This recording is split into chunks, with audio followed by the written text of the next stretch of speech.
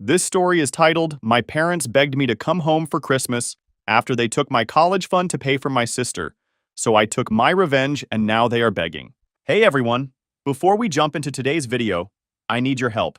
We've noticed the channel is losing some traction, and subscribing is one of the best ways you can support us. It's quick, free, and it helps us keep bringing you awesome content. Your support means the world. Let's keep this channel growing together. Thanks so much. Now let's start the video. Hey guys, 28 female, need to get this off my chest. It's kind of a long story, but I need to write it down somewhere. I'm Mel, and I haven't talked to my parents or my sister, I'll call her Jen, in 8 years. Not really sure how to start this, but here goes. I work at this big investment firm downtown. You know those tall buildings with the fancy lobbies where everyone's wearing suits? Yeah, one of those. I'm good at my job, saved up enough to buy a place, and I'm married to Dan, 32 male, who's this really great lawyer. Honestly, life's pretty good now. But it wasn't always like this. Growing up, it was always about my sister Jen. She's 3 years older, and my parents treated her like she was perfect. Every little thing she did was amazing to them. Got a C+ in math? At least she tried her best. Dropped out of college? College isn't for everyone. Got married at 19 to some guy she met at a gas station? Young love is so beautiful. Meanwhile, I was busting my butt getting straight A's, working part-time at this boring office supply store, and trying to get into a good college. But nothing I did was ever enough. Like, I could have discovered the cure for cancer and they would have been like, that's nice, honey, but did you see Jen's new hair color? The real problem started when I got my college acceptance letter. I had a partial scholarship to study finance, which was huge for me. I'd been planning this forever. My grandma, Dad's mom, had left some money specifically for my education. It wasn't a ton, but combined with my scholarship and savings, it would have covered everything. I remember running home that day, thinking maybe, just maybe, they'd finally be proud of me. Found my mom sitting on the couch, scrolling through her phone like always. Dad was in his usual chair watching TV. Mom, Dad, I got in. I showed them the letter. Mom barely looked up. That's nice, honey. So, can we talk about the college fund? You know, Grandma's money. That's when Dad turned off the TV. Never a good sign.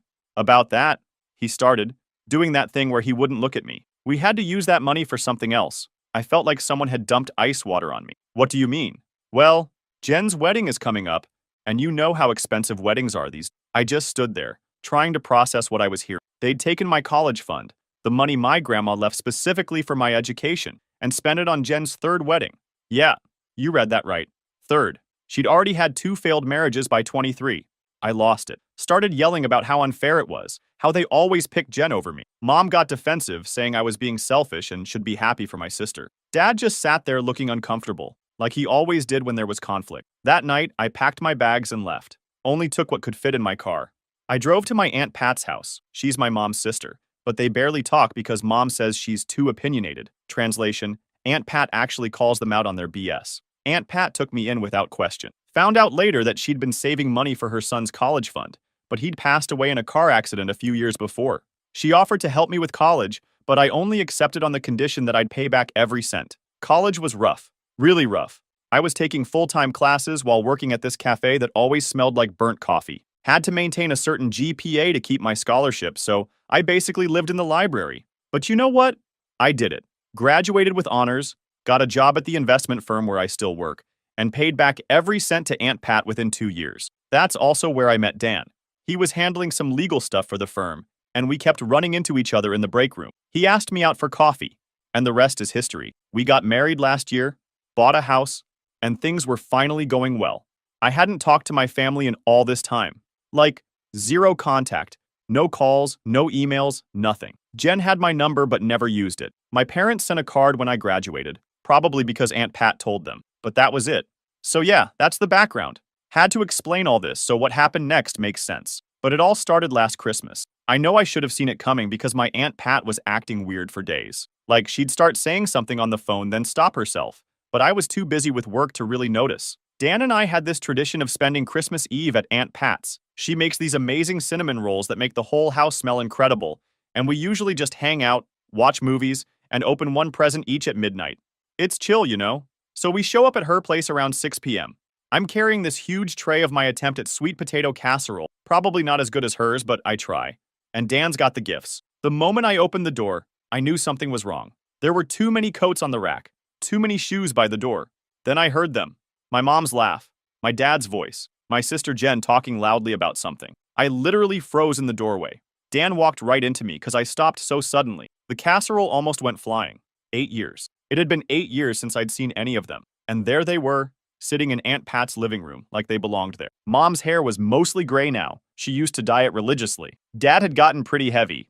And Jen, well, Jen looked exactly the same, except now she had 2 kids I'd never met clinging to her legs. Aunt Pat came rushing over, looking like she was about to cry. Mel, I'm so sorry. They just showed up an hour ago. I tried to call, but your phone went straight to voicemail. My phone was in my bag, on silent cause of work stuff. Great timing, right? I couldn't move. Like physically couldn't make my feet work. Dan put his hand on my back and whispered, "We can leave if you want." But before I could answer, my mom spotted me. Mel, sweetheart. She came rushing over like we'd seen each other yesterday. Tried to hug me and everything. I stepped back so fast I bumped into Dan again. What are you doing here? My voice came out weird. Too high. It's Christmas. Mom said it like that explained everything. Family should be together on Christmas. Dad was still sitting in his chair, doing that awkward half-wave thing. Jen was busy with her kids, but I could see her watching me. The kids, God, I didn't even know their names then, looked confused. The older one, a boy around 7, whispered something to Jen, probably asking who I was. I went straight to the kitchen. Needed to put down the casserole before I dropped it. Needed to breathe. The kitchen had always been my safe space at Aunt Pat's house. I'd spent so many hours here doing homework or helping her bake. Dan followed me in. He's good like that. Always knows when I need backup. You okay? I shook my head, not trusting myself to speak. Aunt Pat came in looking miserable. They showed up saying they wanted to make things right. I told them it wasn't a good idea to surprise you like this. But you know your mother. Yeah, I did know my mother. Queen of doing whatever she wanted and dealing with the consequences later. I could hear the kids playing in the living room now. Someone had turned on Christmas music. It all felt so wrong, like I'd walked into some parallel universe where the last 8 years hadn't happened. Should we go? Dan asked again. He was already reaching for his car keys. I almost said yes, really wanted to say yes. But then I looked at Aunt Pat's face. She decorated everything so nicely, made all this food, and now she was caught in the middle of this mess. No, I said finally. This is our tradition. I'm not letting them ruin it. Dan nodded. He gets me, you know? Aunt Pat squeezed my hand. Just give me a minute, I said, heading for the back door. Needed some air. It was freezing outside. I hadn't grabbed my coat, but the cold felt good, helped clear my head. I could see through the kitchen window, everyone moving around inside, looking so normal, like a regular family on Christmas Eve. That's when my mom came out. Didn't even bring a coat for me, typical. You're going to catch cold, she said. Like she'd been saying that to me every day for the past 8 years. Like she had any right to act like my mother now. I had so many questions. Why now? Why like this? Why not call first? But what came out was, why are you really here? Well, she started, doing that thing where she takes forever to get to the point. It's about Jen. Of course it was about Jen. When wasn't it about Jen? What about her? She's going through some changes. I waited. Mom always does this, talks in circles until someone makes her get to the point. Finally, she said, Jen's getting divorced again. I just stared at her.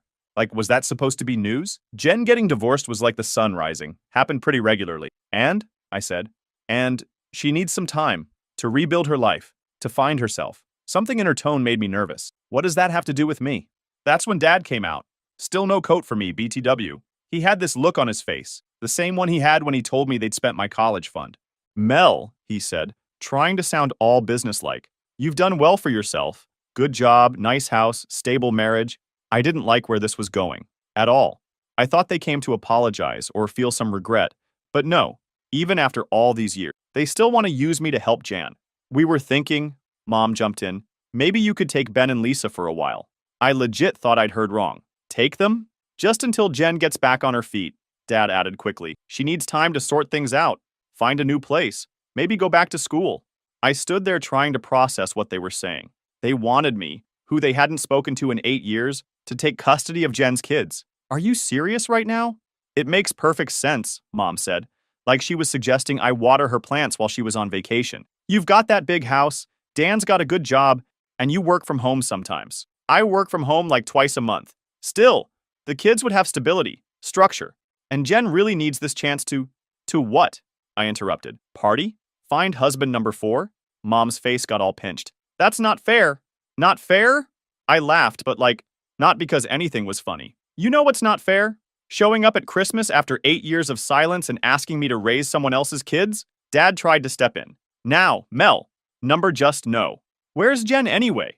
Why isn't she asking me herself? Right on cue, Jen appeared in the doorway. She must have been listening the whole time. There you are, she said, like we were all just hanging out. I was wondering where everyone went.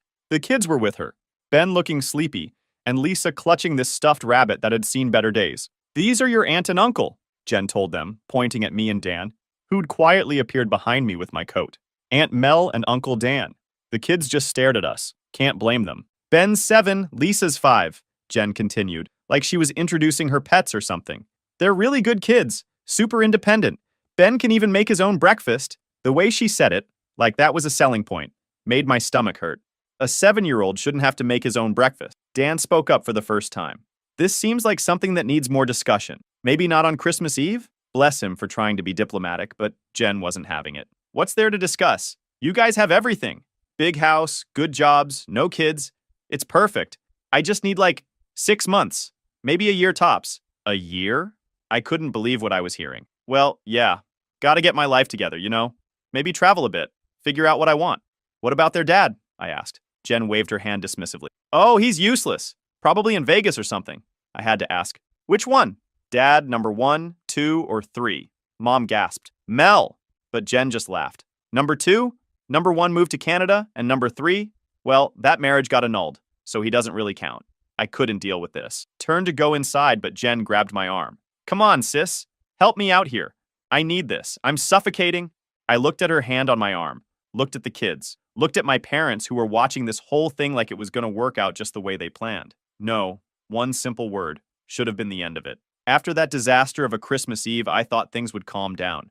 Like maybe they'd get the message and leave us alone. Yeah, I was wrong. Jen started showing up at our house. At first, it was just random visits with the kids. She'd bring them over saying stuff like, they should get to know their aunt and uncle. I felt bad for Ben and Lee, so I'd let them in. They're actually sweet kids when Jen isn't around. But then the visits got weird. She started coming alone, always when she knew Dan would be working from home. I didn't think much of it at first. Dan works from home on Tuesdays and Thursdays, and I'm usually at the office those days. It was our neighbor who first said something. She's this older lady who lives next door and basically sees everything that happens on our street. She caught me getting my mail one day and was like, "Your sister sure dresses up to visit your husband." I was confused. What do you mean? Oh, you know, always wearing those little dresses when she comes by. Even in this cold. And she stays for hours sometimes. That's when things clicked. All those times Jen just happened to stop by when Dan was home alone, always needing his legal advice about her divorce. I asked Dan about it that night. He looked really uncomfortable, which isn't like him at all. I was going to tell you, he said. It's been getting inappropriate. Turns out Jen had been hardcore flirting with him for weeks. She'd show up in these tiny outfits, always finding excuses to lean over his desk or touch his arm. Dan kept trying to be professional because 1, he's a decent human being, and 2, she's technically his client for the custody stuff we're dealing with. But the last straw? She literally told him, and I quote, "You know, if you ever get tired of the boring version, you could always upgrade to the fun sister." The boring version. She meant me. My own sister called me boring while hitting on my husband. Dan shut it down immediately, told her she needed to find different legal representation, and that she wasn't welcome at our house anymore when I wasn't home. I was furious. Called Jen right away. She picked up all cheerful like nothing was wrong. "Hey, sis! I was just thinking about stopping by tomorrow." "Stay away from my husband," she laughed. Actually laughed. "Oh, come on, we were just having fun. Dan's been so helpful with all this legal stuff." "Jen, I swear to God, you're overreacting." Besides, it's not my fault if Dan finds me attractive. I mean, we all know I was always the pretty one. I hung up. Called my parents because surely, they'd see how messed up this was. Mom's response? "You know how Jen gets when she's stressed. Maybe if you'd agreed to take the kids, she wouldn't be acting out like this. I can't even make this stuff up." Dan suggested we install security cameras, said we might need evidence of her behavior for what he thinks is coming. He's dealt with enough custody cases to recognize the signs, he said. I wanted to believe he was wrong. I wanted to believe Jen would at least pretend to be a decent mother. If not for herself, then for her kids. But Dan was right. The next morning, we woke up to the doorbell ringing, over and over. Something felt wrong. I got up and pulled open the curtains, and there they were, Jen's kids, Ben and Lisa, sitting on our front steps. No jackets, no gloves, just 2 small suitcases beside them, and Lisa clutching that beat-up stuffed rabbit like it was the only thing keeping her together. I bolted for the door, barely aware that Dan was right behind me. The second I opened it, the freezing air hit me like a slap, but it didn't matter. Ben stood up stiffly, rubbing his arms. Aunt Mel? His voice was too quiet, too resigned, like he already knew he wasn't supposed to expect much from adults. Dan was already scooping Lisa up, rubbing her frozen hands between his. I grabbed Ben's suitcase. It was light, too light. When I opened it later, I'd find just a few shirts, some underwear, and nothing else. Then I saw the note. It was crumpled in Ben's tiny fist. He hesitated before handing it to me, like he was already bracing for disappointment. I unfolded it with shaking hands. They're your problem now. I need to live my life. Jen. I felt the ground drop out from under me. For a second, I couldn't breathe, couldn't think, couldn't process the sheer cruelty. She left them. She actually left them. Like they were some inconvenient baggage she could just dump and forget about. I clenched the note so hard it nearly ripped. I was shaking with rage, with disbelief, with something so raw I couldn't even name it. Dan's voice was tight with barely contained fury. Get them inside. Now. I scooped up Ben, even though he was too big to carry, and slammed the door shut behind us. Jen was gone, and she wasn't coming back. After that, Dan went into full lawyer mode. He's usually pretty laid back, but I've never seen him so angry. He got the kids inside while I grabbed their suitcases. The bags were barely packed, like a couple of t-shirts and some underwear thrown in. Lisa's stuffed rabbit was there, thankfully. She can't sleep without it. We documented everything, took photos of the note, the suitcases, everything. Thank God for our security cameras. They caught Jen dropping the kids off at 4:30 a.m. and driving away in her beat-up Honda. While I was making the kids breakfast, they were starving. Hadn't eaten since dinner the night before. Dan was making calls. Like, a lot of calls. He contacted CPS first, then the police to file a report. Then his law partner who specializes in family cases. My parents showed up around noon. Turns out Jen had texted them saying, "Kids are with Mel now, all good." Like it was totally normal to dump your children on someone's doorstep and disappear. Mom started with her usual excuses. Jen's just overwhelmed. She needs time. She'll come back when she's ready. Dan shut that down real quick. This isn't about Jen anymore. This is child abandonment. It's a crime. Dad tried arguing. But they're family. We can handle this privately. No, Dan said. We're doing this by the book. Those kids deserve better than being pawns in Jen's games. That's when my mom started crying. But if you report her, she'll get in trouble. Yeah, I said. That's kind of the point. The kids were watching TV in the other room, but I know they could hear everything. Ben kept looking over at us with this worried expression. He's way too used to adult problems for a 7-year-old. CPS showed up around 2 p.m. They interviewed all of us, took pictures, checked the house. The social worker was really nice. She talked to Ben and Lisa alone for a bit. When she came out, she looked seriously concerned. Turns out this isn't the first time Jen's pulled something like this. She's left them with random friends before, sometimes for days. Ben's been taking care of Lisa since he was 6. He makes her breakfast, helps her dress, makes sure she brushes her teeth.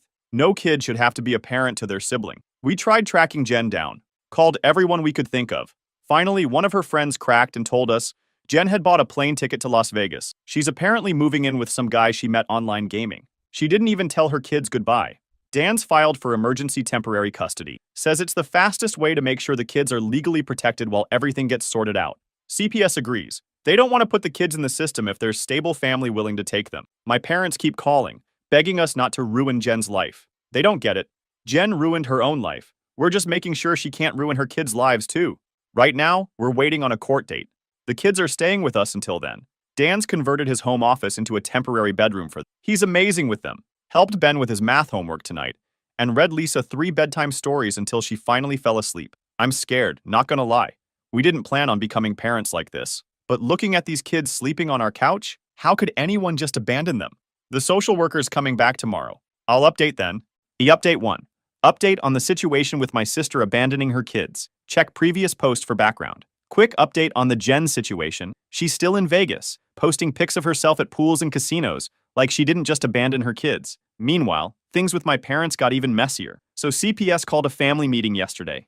We all sat down at this big table in Dan's office. The kids were with Aunt Pat, thank God, because what happened was rough. The social worker started explaining how the system works, talking about temporary guardianship and stuff. My parents kept nodding like they were following along, until she got to the part about Jen potentially facing criminal charges. Mom lost it, started crying about how everyone makes mistakes, and she's still their mother. Then the social worker dropped the bomb. Given the circumstances, we need to discuss permanent placement options. Mr. and Mrs., my parents' last name, as the maternal grandparents, you would be the first choice before we consider foster care. You guys should have seen their faces. Dad started stammering. Oh no, we can't. We're too old. We don't have the space. Mom jumped in. Besides, Mel and Dan have that big house. They're young. They have money. It was like watching history repeat itself. Same excuses, different situation. Reminded me of that day they told me they'd spent my college fund on Jen's wedding. Dan, bless him, wasn't having any of their excuses. Actually, he said, pulling out some papers, your house has 4 bedrooms. You recently took out a home equity loan to renovate your kitchen, so finances aren't the issue. And according to state law, as grandparents, you're legally obligated to be considered first for placement. My dad got all red in the face. Now see here, young man. No, you see here, Dan cut in. He never raises his voice, but man, when he uses his lawyer tone, people listen. Your daughter abandoned her children and threw them at us. She's in Vegas spending money on hotels while her 7-year-old son is acting as a parent to his 5-year-old sister. This isn't about what's convenient for you. It's about those kids. Mom tried again. But Mel, stop it, I said. All those old feelings from the college fund thing came rushing back. Stop trying to make me fix Jen's messes. You did this her whole life. Cleaned up after her, made excuses, pushed her responsibilities onto me. Not anymore. Then the social worker cleared her throat. If you're unwilling to take custody, we'll need to document your refusal. This will be part of the court record, and if no relatives step up, the kids will enter foster care system. That got their attention. See, my parents care a lot about what people think of them. It's why they spent so much on Jen's wedding. Had to keep up appearances. Document? Mom looked horrified. You mean this would be on record? Yes, the caseworker said calmly. It will be officially noted that you declined custody of your grandchildren. While it won't be publicly accessible, it will be part of the case file and legal record. Mom's face paled. So, people could find out? If it comes up in court or an official inquiry, yes. And if a family member chooses to share it, there's nothing stopping them. Mom's mouth opened and closed, like a fish gasping for air. The next hour was wild. My parents tried everything. Guilt trips, crying, even offering me money. Ironic, right? By the end of the meeting, my parents had signed temporary custody papers. They're picking up the kids tomorrow. Ms. T's going to do weekly checks. Dan's made sure they can't just pass the kids back to Jen if she shows up. Everything has to go through the courts now. I feel weird about it. Like, I know it's the right thing for the kids. They need stability. But watching my parents do the right thing only because they were forced to brings back a lot of old stuff. Ben asked me earlier if this meant he didn't have to be in charge of Lisa anymore. God, these kids deserved so much better. I don't know how things will move from now on. Let's just hope for better. But I'll keep you guys updated. Final update. Update to the ongoing situation with my sister abandoning her kids. See previous posts. Okay, Reddit. Got a lot to update you guys on. Remember how Jen was living it up in Vegas? Yeah, that didn't last long. Dan's law firm worked with local authorities to track her down. Turns out she was staying at some cheap motel off the strip with this guy she met gaming, not the fancy resort she was posting pics from. She was just hanging around the nice hotels taking selfies and pretending she was staying there. The cops showed up at her motel room on Tuesday morning. According to the report, she tried saying she was just taking a vacation, and the kids were perfectly fine with their sister. The officers weren't impressed. They brought her back yesterday. Not gonna lie, seeing her in handcuffs was weird. She didn't look like the confident sister who'd been hitting on my husband and demanding we raise her kids. She looked small, scared. The charges are pretty serious. Child abandonment, child neglect, from before she left them with us. Child endangerment. Some other legal stuff I don't fully understand, but Dan says are bad. The DA's office interviewed Ben and Lisa last week. They're doing this thing called a forensic interview, where they talk to kids about abuse or neglect. Ben told them everything. How he's been taking care of Lisa since he was 6, how Jen would leave them alone for days, how they sometimes didn't have food in the house because she spent the money on herself. Lisa started crying during her interview when they asked about meals, said she was scared they'd have to go hungry again. I had to leave the room. My parents are freaking out. They keep trying to get Dan to make this go away. He flat out refused. Told them if they try to interfere with the legal process, they could lose custody of the kids too. Mom tried the whole, but she's mentally ill excuse. Yeah, no. Jen's not mentally ill. She's just selfish. Always has been. They're doing a psych eval anyway as part of the case, but Dan says it's standard procedure. The gaming guy from Vegas? Turns out he had no idea Jen even had kids. She told him she was this rich single girl looking for adventure. He actually contacted Dan's office when he found out the truth, wanting to help with the case. Sent screenshots of all their conversations where she bragged about having no responsibilities and being totally free. Jen's not talking to any of us now. Her court-appointed lawyer told her to stay quiet, but she did send me this long text last night. You happy now? You finally got everyone to notice you instead of me. Bet you planned this whole thing. You were always jealous that Mom and Dad loved me more. Well, congrats. Hope you're satisfied now that you've ruined my life. I didn't respond. What's there to say? She abandoned her kids on my doorstep in the middle of winter. She did this to herself. They even searched her motel room. They found receipts for designer clothes and expensive restaurants. She had money. She just chose to spend it on herself instead of her kids. And yeah, it's been 6 months since everything went down with Jen. The court case finally wrapped up last week. Jen took a plea deal. She's getting 18 months in state prison with possibility of parole after 12 months, plus 5 years probation after release. She also lost all parental rights. The judge wasn't playing around, said something about how the systematic neglect and final abandonment showed a complete disregard for her children's well-being. My parents actually got their act together, which honestly surprised everyone. I think finally seeing all the evidence in court, hearing what Ben and Lisa had been through, it changed something. Mom actually stood up in court and said Jen needed to face consequence. Never thought I'd see that happen. The kids are doing better. Like, actually better. Not just putting on a brave face better. They're still living with my parents, but there's been a complete change in how things work. My parents had to take parenting classes as part of the custody agreement. Dan's idea. He's scary smart about this stuff. They've set up proper bedrooms, got the kids into good schools, and taken them to therapy every week. My parents tried reaching out after everything settled. Dad sent this long email about how sorry he was about the college fund, how he sees things differently now. Mom keeps trying to call, saying she wants to start fresh. But you know what? Some things you can't just apologize away. 8 years of silence, then they only show up when they need something? Nah, I'm done. Aunt Pat's been amazing through all this. She visits the kids at my parents' house regularly, makes sure they're actually taking care of them properly. The kids adore her. They call her Grandma Pat, which honestly feels more right than my parents being grandparents. Jen's in prison where she belongs. She sent me this dramatic letter full of excuses and self-pity, talking about how prison changed her and how she sees everything differently now. Not one word asking about her kids. Classic Jen. It's still all about her. That letter went straight in the trash. Dan and I see the kids every other weekend, but not at my parents' house. We pick them up and take them out. Movies, parks, normal aunt and uncle stuff. Ben asked me last week if I was mad at my parents. Told him the truth, that grown-ups sometimes have complicated feelings about each other, but that doesn't change how much we love him and Lisa. People keep asking if I'll ever forgive my parents or Jen. Honestly, some things you can't come back from. Yeah, they're taking care of the kids now, but only because they were forced to. They haven't changed. They just ran out of options. So, here we are. The kids are safe. They have stability, even if it's not the perfect situation. As for my parents, we keep it strictly about the kids. No personal conversations, no unnecessary drama. Sometimes distance is the healthiest choice.